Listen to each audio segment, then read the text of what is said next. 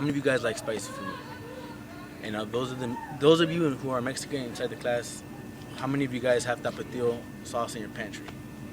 Now, tapatio is a big part of my life just because I put it on everything. It's on everything I eat, especially if it's Mexican food. You can't go wrong with tapatio sauce. Now, first I'm gonna start by saying why it's part of my culture, who founded it, and how it's important to me.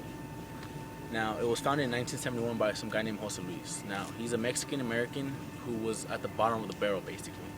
He moved up, he started his own little business and had 2 jobs trying to support his business of having the little 8-ounce tapatio bottles. Now, this guy went from broke to having that worldwide. I'm sure all of you guys here have heard about tapatio sauce. If you guys haven't, then you're missing out. Tapatio sauce is the best spice you can put on your food. In fact, when it first started, it took about 5 years to actually start up. Now, when it started, it was very small. He went place to place, little market by market, trying to sell this tapatio sauce. It was rough.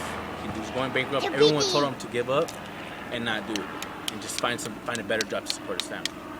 And those words actually made him stronger. They made him keep going and keep going. He never gave up.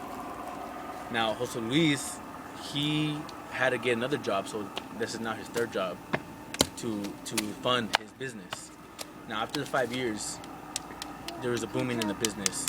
It went up, and everyone started buying it. Now, as the store started selling, he started making more money, and also Mexicans, that was part of their recipe. It went on all their foods, on everything. And my mom cooks with it, my grandma cooks with it. You can cook with it, and after that, still put more on my plate. That's how much is a big culture of my family. It's a big part of my family. Now, I relate to this guy a lot, just because this Mexican guy started from nothing and he's trying to do something different. He's not trying to be average. He wants to move up. Now, being that he's Mexican and started his little business, is now on top and came out, then that's something I can relate to. Not only the product, but himself. He worked hard to get where he's at.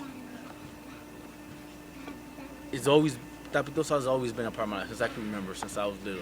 You know, before at one point, there's a point in my life where I didn't even like tapatio sauce. I didn't like chili. You know, I was a little kid, and my dad said, "Oh, I'm not a real man because I don't like chili." Well, here I am, 19 years old, and I'm in love with that. I put that everywhere. But there are some consequences to it.